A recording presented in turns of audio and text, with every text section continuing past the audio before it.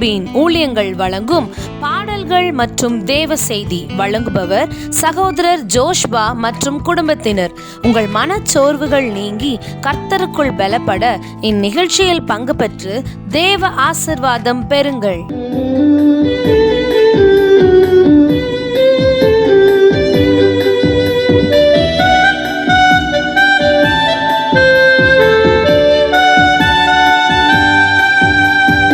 இருள் சூடும் காலம் இனி வருதே, அருளுள்ள நாட்கள் பயன்படுத்தும்.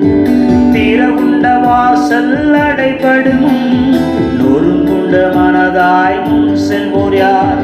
திறவுண்ட வாசல் அடைபடும், நொறுங்குண்ட மனதாய் முன் செல்வோர் யார்? நாட்கள் கொடியதாய் மாறிடுதே, காலத்தை ஆதாயம் செய்திடுவோம். நாட்கள் கொடியதாய் மாறிடுதே, காலத்தை ஆதாயம் செய்திடுவோம்.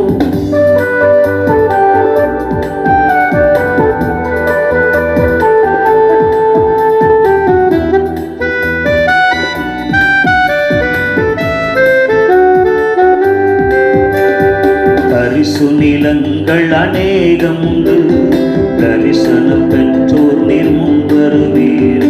பரிசாக இயேசுவை அவர்களுக்கும் அழித்திட அன்பினால் எழுந்து செல்வீர். திறவுண்ட வாசல் அடைபடும், நொறுங்குண்ட மனதாய் முன் செல்வோர் யார்?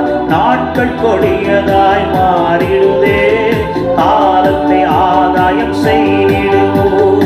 நாட்கள் கொடியதாய் மாறிடுதே, காலத்தை ஆதாயம் செய்திடுவோம்.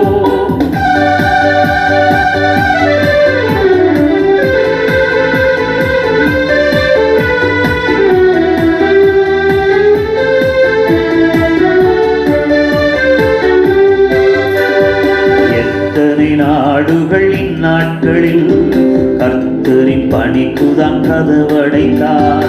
திறந்த வாசல் இன்று உனக்கெதிரில் பயன்படுத்தும் மக்கள் ஞானவான்கள். திறவுண்ட வாசல் அடைபடும், நொறுங்குண்ட மனதாய் முன் செல்வோர் யார்? நாட்கள் கொடியதாய் மாறிடுதே, காலத்தை ஆதாயம் செய்திடுவோம். நாட்கள் கொடியதாய் மாறிடுதே, காலத்தை ஆதாயம் செய்திடுவோம்.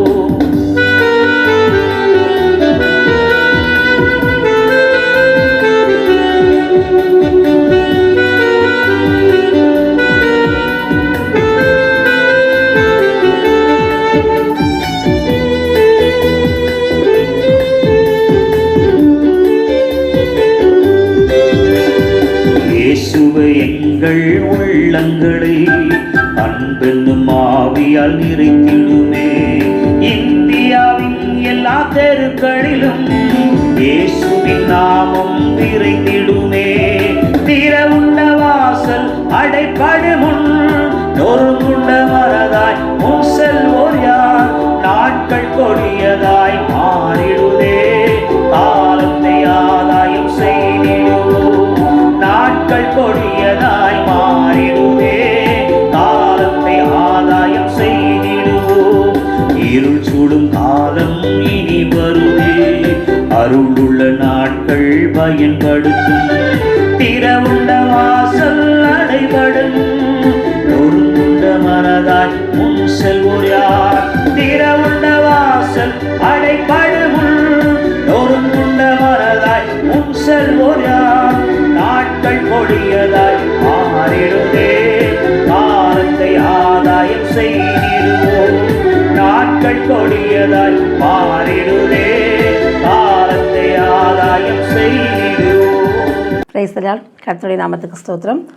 எங்கள் கேருபீன்கள் ஊழியங்கள் சார்பில் மீண்டுமாக உங்களை சந்திப்பதிலே மிகுந்த சந்தோஷம் அடைகிறேன். இப்பொழுது நாம் கடந்த வாரங்களில் விதைப்போம் என்ற ஒரு தலைப்பிலே ஒரு சத்தியத்தை நாம் கேட்டோம். அதனோட தொடர்ச்சியாக புதிய ஏற்பாட்டிலிருந்து அந்த விதைப்பதை பற்றி கர்த்தர் என்ன சொல்கிறார், என்ன காரியங்கள் கூறப்பட்டிருக்கிறது என்பதை நாம் இந்த செய்தியில் கவனிப்போம். அதற்கு முன்பாக நம் தலைகளை தாழ்த்தி ஜெபிப்போம். அன்புள்ள இயேசப்பா, இந்த நல்ல நாளுக்காக நன்றியோடு உம்மை துதிக்கிறோம், ஸ்தோத்திரிக்கிறோம். ஆண்டவரே, ஒரு வசனத்தை கேட்கும்படியாக ஒரு பிரசன்னத்திலே தங்கள் நேரத்தை செலவு பண்ணி அமர்ந்திருக்கிற ஒவ்வொரு ஜனங்களுக்காய் ஜெபிக்கிறோம் இசப்பா. கர்த்தாவே உமது கிருபை ஒவ்வொருவர் மேலும் ஒவ்வொரு குடும்பங்கள் மேலும் கர்த்தாவே தங்கியிருக்க வேண்டுமாய் ஜெபிக்கிறோம். அடிமையை மறைத்து கர்த்தர் வெளிப்படுங்க. அபிஷேகிக்கப்பட்ட வார்த்தைகளை கொடுங்க. பிரயோஜனமுள்ளதாய் மக்களுடைய மனதிலே அது சென்று கர்த்தாவே பலன் கொடுக்கிற வார்த்தைகளாய், அனுப்பிய காரியமாய் வாய்க்கிற வார்த்தைகளாய் கர்த்தர் நீர் கொடுத்து ஆசீர்வதிக்க வேண்டுமாய் ஜெபிக்கிறோம். கரத்திலே தாழ்த்து கொடுக்கிறோம். ஆசீர்வதிங்க. இயேசு கிறிஸ்து மூலம் ஜெபிக்கிறோம் நல்ல பிதாவே, ஆமென். கடந்த வாரங்களிலே இந்த விதைப்பை பற்றி நாம் பழைய ஏற்பாட்டிலே இந்த விதைப்பதை குறித்து என்ன கூறப்பட்டிருக்கிறது என்பதாக பார்த்தோம். இப்பொழுது மீண்டுமாக அதன் தொடர்ச்சியாக புதிய ஏற்பாட்டிலே இந்த விதைப்பதை குறித்து ஆண்டவர் என்ன சொல்கிறார், என்ன சத்தியங்கள் கூறப்பட்டிருக்கிறது என்பதை ஒரு சில நிமிடங்கள் நாம் தெய்வ பிரசன்னத்தில் இருந்து தியானிக்க போகிறோம். உங்கள் உள்ளத்தை கர்த்தருக்கு நேராய் திருப்பிக் கொள்ளுங்கள். சந்தோஷமாய் கேளுங்க. கர்த்தர் உங்களோடு இடைப்படுவாராக.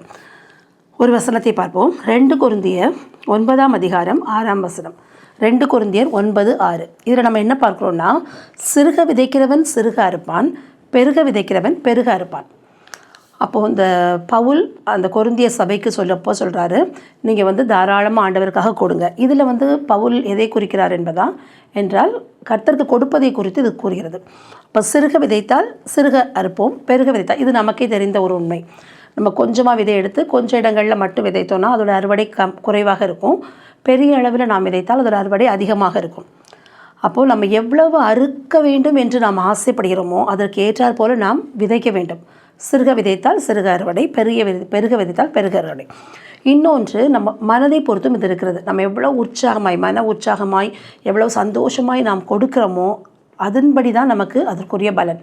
அதற்காக நம்மை மிஞ்சி, நான் சில சமயங்களில் சில ஊழியக்காரர்கள் பேசுகிறது கூட சில இடங்களில் நான் பார்க்குறேன், கடன் வாங்கி கூட எப்படியாவது கொடுத்துடணும் அப்படிலாம் சில மக்களுடைய மனநிலைமைகள் உண்டாகக்கூடிய அளவுக்கு காரியங்கள் நடக்கிறது. அதையெல்லாம் பற்றி நான் சொல்லவில்லை. உங்களுக்கு என்ன கர்த்தருக்கு கொடுக்க முடியுமோ, கர்த்தர் கொடுப்பதானால் உங்கள் பணங்கள் மட்டுமல்ல, முதலாவது உங்களை கர்த்தருக்கு கொடுங்க. உங்களுடைய உள்ளங்களை கொடுங்க, உங்களுடைய நேரங்களை கொடுங்க. அதிக நேரம் ஆண்டவருக்கு என்று செலவழித்து வேதம் வாசிங்க, ஜெபிங்க. உங்களுடைய பிரயாசங்களை கொடுங்க. உங்களுக்கு என்ன கர்த்தருக்கு கொடுக்க முடியுமோ, உங்களுக்கு என்ன இருக்கிறதோ, என்ன கர்த்தருக்கு கொடுக்க முடியுமோ அதை விதைங்க. அதை கொஞ்சமாக விதைத்தீங்கன்னா கொஞ்சமாக அதற்கு ஏற்ற அறுவடை கிடைக்கும். அதிகமாக விதைத்தீங்கன்னா அதிகமாக அறுவடை கிடைக்கும். அதிகமாக வேணும்னு ஆசைப்படுறவங்க அதிகமாக கொடுங்க. அதிக நேரம் ஜெபிங்க, அதிக நேரம் வேதத்தை வாசிங்க, அதிக நேரம் நன்மை செய்யுங்க. என்னென்ன கர்த்தருக்காக உங்களால் பிரயாசப்பட முடியுமோ எல்லாம் செய்யுங்க. பணங்கள் உங்களுக்கு இருந்தால், கர்த்தர் உங்களுக்கு கொடுத்திருந்தால் அதை கட்டாயம் செய்யத்தக்க மக்களுக்கு நீங்கள் கொடுங்க. யார் யாரெல்லாம் அதற்கென்று உள்ளவர்களோ, அதை வாங்கி கொள்ள தகுதி உள்ளவர்களோ எல்லாருக்கும் உங்களால் இயன்ற அளவு கொடுங்க. ஊழியக்காரருக்கு கொடுங்க, ஏழைகளுக்கு கொடுங்க. எவ்வளோ விதைக்கிறீங்களோ அதற்கு ஏற்றபடி உங்களுக்கு அறுவடை கொடுப்பேன் என்று ஆண்டவர் சொல்கிறார். இன்னொரு வசனம் பாருங்கள். 1 கொரிந்தியர் 15:36 44 வரை நம்ம பார்க்குறோம். இதில் பார்த்திங்கன்னா நம்முடைய மரணத்தை குறித்து பவுல் பேசி கொண்டிருக்கிறார்.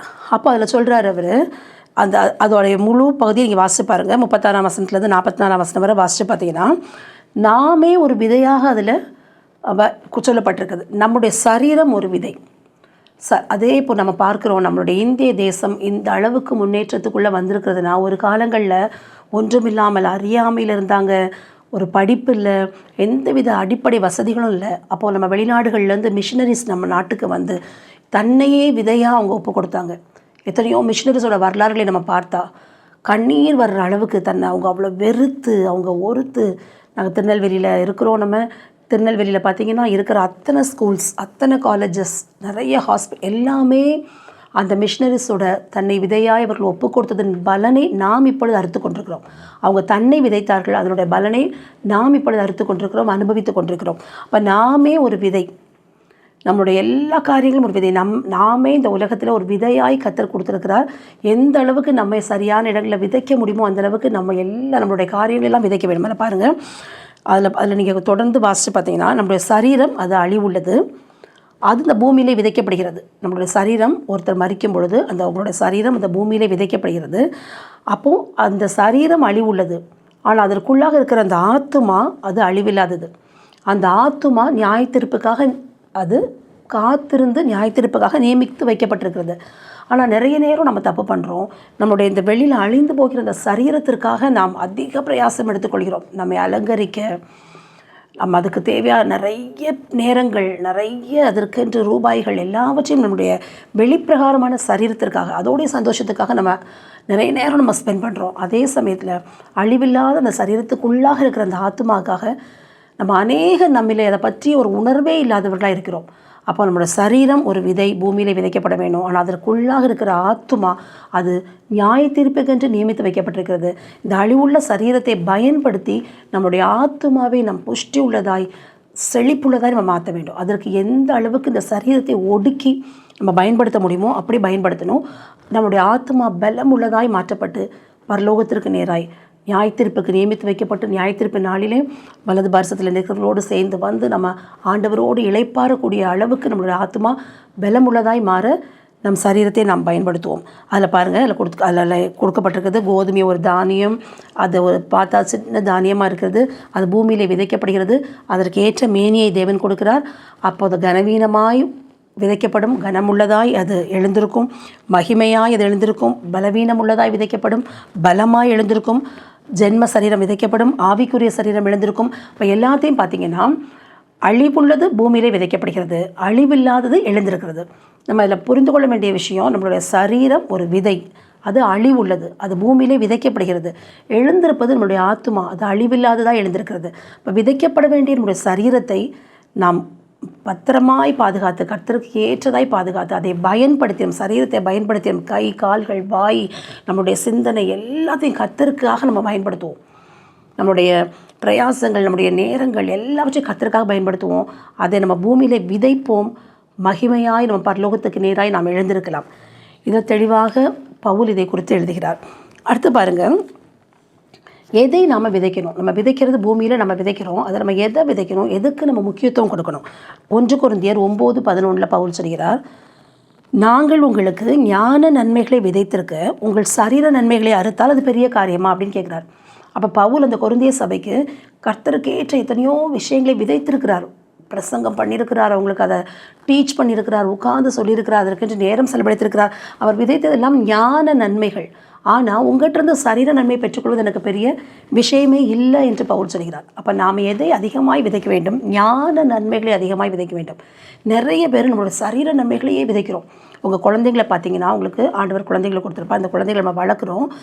எதில் நம்ம அதிக நேரம் அவங்க மேலே நம்ம எதை விதைக்கிறோம்? நீ படி, நீ டாக்டர் ஆயிடணும், நீ இன்ஜினியர் ஆயிடணும், நீ பெரிய லெவலுக்கு வரணும், அந்த டியூஷனுக்கு போகிறியா, இங்கே படிக்கிறியா, அப்படியா, உனக்கு எக்ஸ்ட்ரா கராத்தே படிக்கிறியா, அது படிக்கிறியா, எல்லாம் நல்லது, எதுவுமே தவறு இல்லை. பிள்ளைகளை நல்லா எக்யூப் பண்ணுங்கள், எல்லா விதத்துலையும் கற்றுக் கொடுங்க, எக்ஸ்ட்ரா கரிக்குலர் நிறைய விஷயங்கள் கற்றுக் கொடுங்க, அதெல்லாம் சரி. ஆனால் அந்த விதைப்பு மாத்திரம் போதவே போதாது. ஞான நன்மைகளை அதிகமாய் விதைங்க. பிள்ளைகளுக்குள்ளாக சிறு வயது முதல் கர்த்தருக்கு பயப்படுகிற பயம், வேதத்தை நீ வாசிக்கணும், நீ ஜெபிக்கணும், யாருக்கும் விரோதமாய் தீங்கு பேசக்கூடாது, யாரையும் வேதனைப்படுத்தக்கூடாது. இந்த பூமியில் இப்போ நிறைய ஜனங்களுடைய வாழ்க்கை முறையை பார்க்கும் பொழுது ஒரு பயபக்தியே இல்லாத ஒரு சூழ்நிலை. துணிகரமாய் துன்மார்க்கமாய் வாலிப பிள்ளைங்கள்லாம் அவங்க நடந்து கொள்கிற முறைகளை பார்க்கும் பொழுது நமக்கு மிகுந்த மனவேதனையாக இருக்கிறது. உலகம் எங்கே போய் கொண்டிருக்கிறது, அடுத்த தலைமுறை என்ன ஆகுமோ என்று பயப்படுகிறோம். அந்த அளவுக்கு பிள்ளைகளுக்கு ஒரு கட்டுப்பாடு இல்லாமல் போவதுக்கு காரணம் பெற்றோர்களாகி நாம் செய்கிற தவறு. நாம் என்ன பண்ணுறோம்? பிள்ளைகளுக்குள்ளாக ஞான நன்மைகளை விதைக்க தவறிவிடுகிறோம். அப்போது ரொம்ப முக்கியமானது, நம்ம எதை விதைக்கணும்? ஞான நன்மைகளை உங்கள் பிள்ளைகளுக்குள்ளாக விதைங்க. சரீர நன்மைகள் தானாய் கர்த்தர் கொடுப்பார். அது பிள்ளைகளுக்குள்ளாக தானாக செயல்படும். பிள்ளைகளுக்குள்ளாக ஒரு ஒழுக்கம் வரும், ஆண்டவருக்கு பயப்படுகிற பயம் வரும், அந்த சரீர நன்மைகள் தானாய் வரும். அப்போ சரீர நன்மைகளை நம்ம விதைத்து கொண்டு அதை அறுத்து கொண்டிருக்க தேவையில்லை. ஞான நன்மைகளை விதைக்க வேண்டும் என்று வேதம் சொல்கிறது. இன்னொன்று பாருங்கள், கலாத்தியர் 6:7-8 கலாத்தியர் 6:7-8 மனுஷன் எதை விதைக்கிறானோ அதையே அறுப்பான். மாம்சத்துக்கென்று விதைக்கிறவன் மாம்சத்தினால் அழிவை அறுப்பான், ஆவிக்கென்று விதைக்கிறவன் ஆவியினாலே நித்திய ஜீவனை அறுப்பான். அப்புறம் இங்கேயும் நம்ம என்ன சொல்லப்பட்டிருக்குன்னா, நம்ம ஆவிக்கென்று விதைக்க வேண்டும், மாம்சத்திற்கென்று நம்ம விதைக்கக்கூடாது. மாம்சத்திற்கென்று நம்ம விதைத்தால் அந்த மாம்சத்தினால் அழிவு தான் நமக்கு கிடைக்கும். என்னென்னா, நான் உங்களுக்கு ஏற்கனவே சொன்னது போல் பிள்ளைகளுக்கு நம்ம என்ன உலக பிரகாரமான காரியங்களை கற்றுக் கொடுத்தாலும் அது உலகத்தோடு அழிந்து போகிற விஷயங்கள். எவ்வளோ படித்தவங்க எந்த நிலைமைக்கு வந்தாலும் அந்த உலகம் அவங்க வாழ்க்கை முடியும் போது உலகத்தோடு அழிந்து போய்விடும். அவங்களுக்கு நீங்கள் வேறு எதை சொத்துக்களோ சம்பாதிக்கவோ வேறு எதையும் நீங்கள் கற்றுக் கொடுத்தாலும், நீங்கள் எதை விதைத்து வைத்தாலும் எல்லாம் உலகத்தோடு அழிந்து போகிற விஷயங்கள். அதை தான் நம்ம அறுப்போம். ஆனால் ஆவிக்கென்று நம்ம விதைத்தால் அந்த ஆவியினாலே நித்திய ஜீவனே அறுப்பான். அப்போ உங்கள் குழந்தைகள் அவங்களுக்கு நீங்கள் சொல்லிக் கொடுக்க வேண்டிய விஷயம், நீங்கள் விதைக்க வேண்டிய விஷயம் ஞான நன்மைகள், ஆவிக்கென்று விதைங்கள் என்று வேதம் சொல்கிறது. அப்போ எந்த அளவுக்கு ஆவிக்கென்று பிள்ளைகளுக்குள்ளாக விதைக்க முடியுமோ அது சிறு வயது முதல் விதைங்க. பெற்றோர்களாகி நாம் இதில் மிகவும் கவனமாக இருப்போம். தினமும் ஒரு வசனம் படிக்க வைங்க. முழங்கால் போட்டு ஒரு சின்ன குழந்தையாக இருந்தாலும், ஒரு 3 வயசு 2 வயசு பிள்ளையாக இருந்தாலும் அந்த பிள்ளைக்கு ஒரு வசனம் சொல்லிக் கொடுங்க. முழங்கால் போட்டு கை கூப்பி ஆண்டோடைய சமூகத்தில், ஆண்டவரே உண்மை நேசிக்கிறேன்னு சொல்லுங்கள். நீங்கள் சொல்லி அப்படி பின்னாடியும் பிள்ளைங்க சொல்லட்டும். அப்படி நம்ம சின்ன குழந்தை தானே, அது வளர்ந்து வரும்பொழுது சரியாக போய்விடும் என்று நம்ம நினைக்கிறோம். நிறைய நேரங்கள் அது தவிர நம்ம பெற்றோர்களாகி நாம் பண்ணுறோம். பிள்ளைகளை அடம் பிடிக்கும்போது நம்ம நினைக்கிறோம் சின்ன குழந்தை தானே, வளரும்போது சரியாக போய்டும். அந்த இடத்துல நம்ம கரெக்ஷன் கொடுக்காம, கரெக்ட் பண்ணாமல் அந்த பிள்ளைங்களை அவங்க விருப்பத்துக்கு நம்ம விடும்பொழுது, பிள்ளைகள் வளர்ந்து வரும்பொழுது அவர்களால் அதிலிருந்து மாறவே முடியவில்லை. எனக்கு தெரியும், ஒரு பெற்றோரிடம் ஒரு குழந்தை கேட்டது, நான் சிறு பிள்ளையாக இருக்கப்போ நான் இதை செஞ்சேன், நீங்கள் ஒன்றுமே சொல்லலை இல்லை, இப்போ ஏன் இப்படி சொல்கிறீங்க அப்படின்ட்டு. அப்போ பிள்ளைகளோட மனதில் நம்ம செய்வது தவறு இல்லை என்ற எண்ணங்கள் வந்துவிடும். அப்போ சிறு வயது முதலே எது சரி, எது தவறு, எது கர்த்தருக்கு பிடிக்கும், எது கர்த்தருக்கு பிடிக்காது, அப்போ ஆவிக்குரிய காரியங்களை விதைங்க. அதிகமாக பிள்ளைகள் மனதிலே விதைங்க. அப்போ அந்த ஆவியினாலே நம்ம நித்திய ஜீவனை தருவேன் என்று கர்த்தர் சொல்கிறார். பாருங்கள், அதே போல் நம்ம புதிய ஏற்பாட்டில் விதைக்கிறவனுடைய ஊமை பற்றி நம்ம பார்க்குறோம். எங்கெல்லாம்னா மத்தேயு 13ஆம் அதிகாரத்தில் இருக்கிறது, மார்க் 4ஆம் அதிகாரத்தில் இருக்கிறது, லூக்கா 8ஆம் அதிகாரத்தில் இருக்கிறது. இதில் எல்லாத்துலேயுமே கர்த்தர் ஒரே ஊமை, விதைக்கிறவனுடைய ஊமை கொடுத்துருக்கிறார். 3 சுவிசேஷ புத்தகங்களில் இதற்கு இம்பார்ட்டன்ஸ் கொடுத்து கர்த்தர் கொடுத்துருக்கிறார். இந்த ஊமை நம்ம அநேகருக்கு தெரியும், நல்லா அதிகமாக கேட்ட ஒரு வசனம். வழியருகே விதைக்கப்பட்ட சில விதைகள், கற்பாறையில் விதைக்கப்பட்ட சில விதைகள், முள்ளுகளுக்குள்ளே விதைக்கப்பட்ட விதைகள், நல்ல நிலத்திலே விதைக்கப்பட்ட விதைகள். அப்போ நம்ம விதைக்கும் பொழுது கர்த்தர் நமக்கு ஒரு காரியத்தை கற்றுக் கொடுக்கிறார். நாம் எங்கே விதைத்தாலும், யாருக்கு எதை விதைத்தாலும் அது நல்ல நிலமாக மாற்றப்பட்ட பின்பு தான் நாம் விதைக்க வேண்டும். வழியருகே சும்மா போகிற போக்கில் அப்படி சொல்லிவிட்டு போகிற விஷயங்கள் நிறைய நேரத்தில் அது பலன் கொடுக்காது. நம்முடைய குடும்பத்தில் உள்ள மக்களாக இருந்தாலும், நம்மளோட பழகுகிற நண்பர்களாக இருந்தாலும், எதுவாக இருந்தாலும் அது நல்ல நிலமாக மாற்றப்பட்ட உள்ளத்தில் தான் நம்ம விதைக்கணும். வசனத்தை விதைக்க வேண்டுமா, அந்த உள்ளங்களை முதலாவது இருந்து நல்ல நிலங்களாக மாற்றுறதுக்கு நாம் என்ன செய்ய முடியும்? நம்ம ஒன்றும் செய்ய முடியாது, ஜெபிக்க தான் முடியும். அவனுடைய சமூகத்தில் நல்லா ஜெபிங்க. ஆண்டவரே, நான் வசனத்தை சொல்ல போகிறேன், இந்த உள்ளத்தை நல்ல நிலமாக மாற்றுங்க. உங்கள் குழந்தைகளாக இருந்தாலும் சரி, உங்கள் உறவினர்களாக இருந்தாலும் சரி, உங்கள் நண்பர்களாக இருந்தாலும் சரி, இல்லை நீங்கள் ரோட்டில் வர்றவங்களுக்கு கூட சுவிசேஷம் சொல்லலாம். ஆனால் நீங்கள் அதுக்காக முன்பாகவே ஜெபித்திருக்க வேண்டும். ஆண்டவரே, இந்த நாளில் நான் யாரெல்லாம் சந்திக்க போகிறேனோ அவங்கள்கிட்டலாம் நான் சுவிசேஷத்தை சொல்ல போகிறேன். ஆனால் நல்ல நிலமாய் உங்கள் உள்ளங்களை மாற்றுங்க. கர்த்தர் நல்ல நிலமாய் மாற்றி வைத்தால் நாம் விதைப்பது அது பலனுள்ளதாக மாறும். அப்போ நல்ல நிலத்தில் விதைக்க நம்ம கற்றுக்கொள்ள வேண்டும். இன்னொன்று, நல்ல நிலமாக இருக்கிற இடங்களில் தான் நம்மளுடைய பணங்களோ நம்மளுடைய பிரயாசங்களோ எல்லாவற்றையும் நல்ல நிலம் எது என்று கண்டுபிடித்து விதைங்கள். வழியருகே விதைத்தது போல் அநேகர் நம்ம பார்க்குறோம், நம்ம ஹெல்ப் பண்ணணுன்ற ஆசை இருக்குது. ஆனால் யாருக்கு ஹெல்ப் பண்ணுறோம், எதுக்கு ஹெல்ப் பண்ணுறோம் எதுவுமே தெரியாமல் நம்ம பாட்டுக்கு பண்ணுறோம். அதில் எந்தவித பலனும் இல்லாமல் போய்விடுகிறது. அது எப்படி ரீச் ஆகுது? ஒரு ஊழியங்களுக்கு நீங்கள் கொடுத்தாலும் சரி, ஏழைகளுக்கு நீங்கள் கொடுத்தாலும் சரி, எல்லாம் தெளிவான ஒரு ஐடியாவோட. இப்போ நம்மகிட்ட ஒருத்தர் பணம் இல்லை அப்படின்னு பிச்சை கேட்டு வராங்க. அப்போ நம்ம அவங்களுக்கு ஒரு 5 ரூபா 10 ரூபா இதெல்லாம் ஒரு விஷயம் கிடையாது, நம்ம சாதாரணமாக கொடுத்துட்டு போவோம். ஆனால் ஒருத்தருக்கு நல்லபடியாக நீங்கள் உதவி செய்கிறோம், நல்ல ஒரு பெரிய அமௌண்ட் கொடுத்து நீங்கள் உதவி செய்து அவங்க வாழ்க்கையை லிஃப்ட் பண்ணணும்னு நினச்சிங்கன்னா சரியான விதத்துக்கு அவங்க அதை பயன்படுத்துவாங்களா? அவங்களுக்கு அப்போ நீ நன்மை செய்ய திராணி இருந்தால் செய்யத்தக்கவர்களுக்கு செய்யாமல் இராதே என்று வேதம் சொல்கிறது. சிறு நம்மகிட்ட கேட்குறவங்க யார் நம்மிடம் உதவி என்று கேட்டால் நம்ம செய்யணும். அவங்ககிட்ட போய் நம்ம கேள்வி கேட்டுட்டு கூட நான் நிறைய பேரை பார்த்துருக்குறேன். ஒருத்தவங்க பிச்சை கேட்டால் நம்ம கொடுக்க போகிறது 5 ரூபாயோ 10 ரூபாயோ. ஆனால் அதற்கு உனக்கு கை தானே இருக்குது, உனக்கு கால் இருக்குல்ல, நீ ஏன் இப்படி நிற்கிற, இதெல்லாம் தேவையே இல்லை. அவங்களோட சூழ்நிலை நம்மகிட்ட கேட்குறாங்க, நம்ம கொடுக்குறதுல பிரச்சனை இல்லை. ஆனால் பெரிய அளவில் நீங்கள் ஒரு ஊழியங்களுக்கு கொடுக்கணும் விரும்புகிறீங்களா? ஒரு ஊழியக்காரருக்கு செய்ய விரும்புகிறீங்களா? இல்லை ஒரு கஷ்டப்பட்ட ஒருத்தங்களுக்கு ஒரு குழந்தைய படிக்க வைக்கவோ ஏதோ ஒரு அளவில் பெரிய அளவில் நீங்கள் விதைக்க பிளான் பண்ணுறீங்களா? சரியான இடமா, அது நல்ல நிலமா என்பதை பார்த்து விதைங்க. அப்போ அது பிரயோஜனம் உள்ளதாக அது மாறும். விதைக்கிறவனுடைய ஊமை நம்ம அனைவரும் அறிந்தது. அதிலிருந்து இந்த காரியங்களை நான் உங்களுக்கு சொல்லியிருக்கேன். இன்னும் பாருங்கள் ஒரு வசனத்தை, லூக்கா 12ஆம் அதிகாரம் 24ஆம் வசனம். லூக்கா 12:24. அதே மாதிரி மத்தேயு 6:26 2லே இதே வசனம் இருக்கிறது. இதில் ஆண்டவர் என்ன சொல்கிறார்? இயேசுவே தன்னுடைய வாய் திறந்து பூமியிலே இருக்கும்போது அவர் சொன்ன வார்த்தை, அவர் சொல்கிறார், காகங்களை கவனித்து பாருங்கள். ஒரு இதில் நீங்கள் ஆகாயத்து பட்சிகளை கவனித்து பாருங்கள் இருக்கிறது, இன்னொன்று காகங்களை கவனித்து பாருங்கள். அவைகள் விதைக்கிறதும் இல்லை, அறுக்கிறதும் இல்லை, களஞ்சியங்களில் சேர்த்து வைக்கிறதும் இல்லை. அவைகளையும் உங்கள் பரமபிதா பிழை போட்டுகிறார். அவைகளை பார்க்கிலும் நீங்கள் விசேஷித்தவர்கள் அல்லவா? அதே வசனத்தோட அந்த மத்தேயு 6:33 அதில் ஆண்டவர் முடிக்கிறார், முதலாவது தேவனுடைய ராஜ்யத்தையும் அவருடைய நீதியும் தேடுங்கள். அப்பொழுது ஆண்டவர் நமக்கு பூமியில் இருக்கிறப்ப நமக்கு கற்றுக் கொடுக்க விரும்பிய காரியம் என்னதுன்னா, விதைக்காத காகத்தையும் நான் பிழை போட்டுகிறேன். ஆகாயத்து பட்சிகள் அதே மாதிரி அந்த காகங்கள் எதுவுமே விதைக்கலை, அறுக்கலை, களஞ்சியத்தில் சேர்க்கலை, எந்தவித பிரயாசங்களும் படலை. ஆனால் அவைகளையும் நான் பிழை போட்டுகிறேன். அவைகளை விட நீங்கள் விசேஷித்தவர்கள். அப்பொழுது நம் பூமியிலே நாம் விதைப்போம் என்ற சத்தியத்தில் நம்ம வசனங்களை தியானித்து கொண்டிருக்கிறோம். அப்போ நம்ம விதைக்கிற காரியங்கள் பூமிக்குரிய காரியங்களை குறித்து அதிக கவலைப்பட்டு நீங்கள் விதைக்க வேண்டாம் என்று ஆண்டவர் சொல்கிறார். பூமிக்குரிய காரியங்கள், பரலோகத்துக்கு அடுத்த காரியங்களை ஆண்டவர் சொல்லலை. இதில் காகங்கள் அவை விதைக்கலை, ஆனால் அவைகளையும் நான் பிழை போட்டுகிறேன். அவங்களுக்கு வேண்டிய ஆகாரத்தை நான் கொடுக்குறேன். அதே மாதிரி பூமியில் நீங்கள் இந்த பூமிக்கு அடுத்த காரியங்கள், உங்கள் உடைக்காக கவலைப்படுகிறது என்ன, உங்கள் ஆகாரத்துக்காக நீங்கள் கவலைப்படுகிறது என்ன என்று ஆண்டவர் கேட்கிறார். அப்போ நீங்கள் நிறைய நேரம் நாம் இந்த பூமியில் வாழ்கிற மக்கள், ஆண்டவரை நேசிக்கிற மக்கள் கூட உலக காரியங்களை குறித்தே அதற்காகவே நாம் விதைத்து கொண்டிருந்து, அதற்காகவே நம்ம பிரயாசப்பட்டு கொண்டிருந்து, அதற்காகவே ஓடிக்கொண்டிருந்து முழு வாழ்க்கையும் அதற்காகவே செலவு பண்ணுறோம். செலவு பண்ணி ஒரு சமயத்தில் நம்ம நினைக்கிறோம், ஐயோ நான் ஏன் இவ்வளோ கஷ்டப்பட்டேன், இல்லை எந்தவித பிரயோஜனம் இல்லாத, நமக்கு ஒரு மன திருப்தி கிடைக்காது, நமக்கு ஒரு சமாதானம் கிடைக்காது. அதோடைய கடைசியில் நம்ம உட்கார்ந்து யோசித்து பார்த்தா இவ்வளோ நாட்கள் நம்ம விருதாவாய் உழைத்திருக்கிறோமோ என்று நினைக்கிற அளவுக்கு நம்ம உள்ளம் சோர்ந்து போகும். உங்களில் அநேகர் நீங்கள் கூட அப்படிப்பட்ட ஒரு நிலைமையில் இருந்திருக்கலாம். என்னுடைய வாழ்க்கையில் நான் அப்படி இருந்திருக்கிறேன். நிறைய காலங்களில் ஆரம்ப நாட்களில், என்னுடைய திருமணமாகின ஆரம்ப நாட்களில் கடினமான உழைப்பு. ஏன்னா அப்போ பணம் அவ்வளோ தேவைப்பட்டது, பணம் இல்லை. அப்போது நாங்கள் அவ்வளோ கஷ்டப்பட்டு ஒரு ப்ரைவேட் ஸ்கூல்ஸில் போய் உழைச்சி, அப்போலாம் நான் ஆண்டவர்கிட்ட முழங்கால் போட்டு ப்ரேயர் பண்ணும்போது அழுவேன், ஏசப்பா என்னுடைய முழு பலத்தையும் என்னுடைய முழு பிரயாசங்களையும் நான் அந்த உலக காரியத்துக்காகவே நான் செலவு பண்ணுறேனே, எனக்கு நல்லா ஜெபிக்கணும், எக்ஸ்ட்ரா மீட்டிங்ஸ் போகணும், நல்லா ஒரு ஃபாஸ்டிங் ப்ரேயரில் ப்ரேயர் பண்ணணும், எல்லா ஆசையும் இருக்குது. ஆனால் எதற்கும் நேரம் கிடையாது. எக்ஸ்ட்ரா ஸ்கூலுக்கு போவேன், வீட்டில் இருந்து டியூஷன் எடுப்பேன், எல்லாம் அந்த பணத்திற்காக. வேறு வழி இல்லை, பிள்ளைகளை வளர்க்க வேண்டும், வாடகை கொடுக்க வேண்டும், இப்படி நிறைய கஷ்டம் அந்த நேரங்களில். அதே போல் உங்களிலும் உங்கள் பலரோட சூழ்நிலைகள் அப்படி இருக்கலாம். அதை குறித்து நீங்கள் அதிக கவலைப்பட்டு அதன் பின்பாகவே ஓடிக்கொண்டிருக்காதீங்க. தேவைகள் இருக்கும், நீங்கள் உழைங்க, கர்த்தர் கொடுப்பார். எல்லா ஆண்டவரால் மாத்திரம் நாம் உயர்த்தப்பட முடியும். நாம் எவ்வளோ உழைத்தாலும், எவ்வளோ ஓடினாலும், எவ்வளோ பிரயாசப்பட்டாலும் கர்த்தருடைய கிருபை மாத்திரம் இருந்தால்தான் நாம் இந்த உலகத்தில் உயர்ந்த நிலைமைக்கு வர முடியும். அதனால் ஆண்டவருடைய சமூகத்தில் முழங்கால் படியுங்க. உங்கள் பிரயாசங்களை எல்லாம் உலகத்துக்காக விதைக்காதீங்க.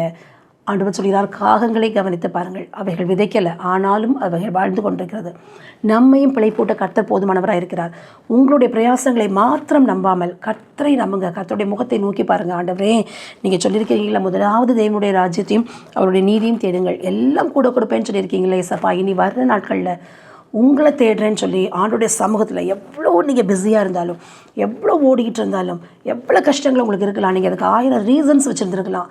எனக்கு வேறு வழி இல்லை, நான் இதை செஞ்சு தான் ஆக வேண்டியது இருக்குது, எவ்வளோ ரீசன்ஸ் இருக்கலாம். ஆனால் என்ன இருந்தாலும் ஆண்டோடைய சமூகத்தில் அவருக்கு கொடுக்க வேண்டிய நேரத்தை முதலாவது நீங்கள் கொடுத்த ஒரு பிரசன்னத்தில் அமர்ந்துருங்க. கர்த்தர் உங்களை உயர்த்தி, நீங்கள் விதைக்கவே முடியாவிட்டாலும் பலனை பெற கர்த்தர் கிருபை செய்வார்.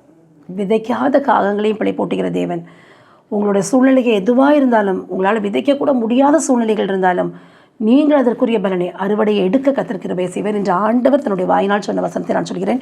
தேவனுடைய ராஜ்யத்தை தேடுங்க, அவருடைய நீதியை தேடுங்க. ஸோ இந்த பகுதியில் நான் உங்களுக்கு விதைப்பை குறித்து சில விஷயங்கள் புதிய ஏற்பாட்டிலிருந்து நான் எடுத்து சொல்லியிருக்கிறேன். இதையெல்லாம் நீ எழுதி வச்சு தியானிங்க, ஆண்டவர் சமூகத்தில் அமர்ந்துருங்க. இதில் நான் உங்களுக்கு திரும்ப சொல்ல விரும்புகிற விஷயம் என்னென்னா, ஞான நன்மைகளை விதைங்க, ஆவிக்குரிய காரியங்களை விதைங்க. உங்கள் பிள்ளைகள் மத்தியிலே, உங்கள் குடும்பத்தார் மத்தியிலே ஆவிக்குரிய காரியங்களை விதைங்க. உலக காரியங்களை குறித்து அதிக கவலைப்பட்டு கலங்காதீங்க. கர்த்தர் உங்களுக்கு வேண்டியதை கொடுத்து உங்களை உயர்த்த போதுமானவராக இருக்கிறார். தலைகளை தாழ்த்தி ஜெபிப்போம்.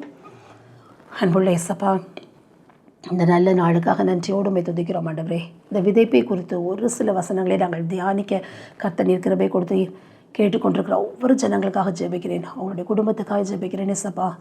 என்ன நிலைமையில் இருக்கிறாங்களோ கர்த்தாவே, எனக்கு தெரியாது, கர்த்தர் நீர் அறிவீர். எல்லாருடைய உள்ளத்தின் வியாகுலங்களை கர்த்தர் அறிவீர். ஆண்டவரே, நாங்கள் எவ்வளோ கடினமாய் உழைத்து கொண்டிருக்கிறோம், அதில் எந்தவித பலனும் இல்லையே. பொத்தலான பைகளிலே போட்டவைகளை போல் எங்கள் வாழ்க்கை இருக்கிறதே, எங்கள் பிரயாசங்கள் எல்லாம் வீணாகிறதே என்று ஆண்டவரே வேதனையோடு மக்கள் இருந்தாங்கன்னா, யாரெல்லாம் அப்படி இருக்கிறாங்களோ அவங்க எல்லாருடைய கரங்களையும் கர்த்தர் நீர் தொட்டு பலப்படுத்துவீராக, ஆசீர்வதிப்பீராக இயேசப்பா. ஆண்டவரே, நீ சொல்லியிருக்கிறீர்களா, காகங்களை கவனித்து பாருங்கள், அவைகள் விதைக்கல சேர்க்கல, ஆனாலும் நான் அவைகளை பிழை போட்டுகிறேன். இந்த எல்லா குடும்பங்களையும் கர்த்தர் பிழை போட்டி உயர்த்தி நீர் ஆசீர்வதிக்க வேண்டுமாய் ஜெபிக்கிறோம். அதிகமாய் உம்மை நேசிக்க அந்த பிள்ளைகளுக்கு கற்றுக் கொடுங்க ஆண்டவரே. எந்த சூழ்நிலையில எந்த வேதனையிலும் பிரசன்னத்திலே வந்து காத்திருக்க அந்த பிள்ளைகளை ஒவ்வொருவருக்கும் கர்த்தர் கிருபை கொடுங்கப்பா. உமது கரத்தில் ஒப்புக் கொடுக்கிறோம். எல்லா குடும்பங்களுக்குள்ளாக நம்முடைய சமூகம் உமது பிரசன்னம் ஆண்டவரே அப்பா கடந்து செல்லட்டும் என ஜெபிக்கிறேன். ஆசீர்வதிக்க உமது கரங்கள் கடந்து செல்லட்டும் என ஜெபிக்கிறேன். ஆசீர்வதிங்க, உயர்த்தி வைங்க. அநேகருக்கு ஆசீர்வாதமாய் ஆண்டவரே மற்றவர்களுக்கு இவர்கள் விதைக்க கர்த்தர் கிருபை செய்யுங்க. தங்களுடைய பணங்களை, தங்களுடைய நேரங்களை, தங்களுடைய பிரயாசங்களை மற்றவர்களுக்கு இவர்கள் கொடுக்க, விதைத்ததிலிருந்து ஆசீர்வாதத்தை பெற்றுக்கொள்ள கர்த்தர் கிருபை கொடுங்க. இயேசு கிறிஸ்து மூலம் ஜெபிக்கிறோம் நல்ல பிதாவே, ஆமென். தொடர்புக்கு 9711943354 மற்றும் 9443186521. மேலும் தொடர்புக்கு நம்பர் 12 ஜெபமாளிகை தெரு, பாளையங்கோட்டை, திருநெல்வேலி மாவட்டம். மாலை 8:30 மணி அளவில் ஜீவன் காஸ்பல் டிவி மற்றும் அதன் யூடியூப் சேனலிலும் செருபம் மினிஸ்ட்ரீஸ் யூடியூப் சேனலிலும் கண்டு தேவ ஆசீர்வாதம் பெறுங்கள்.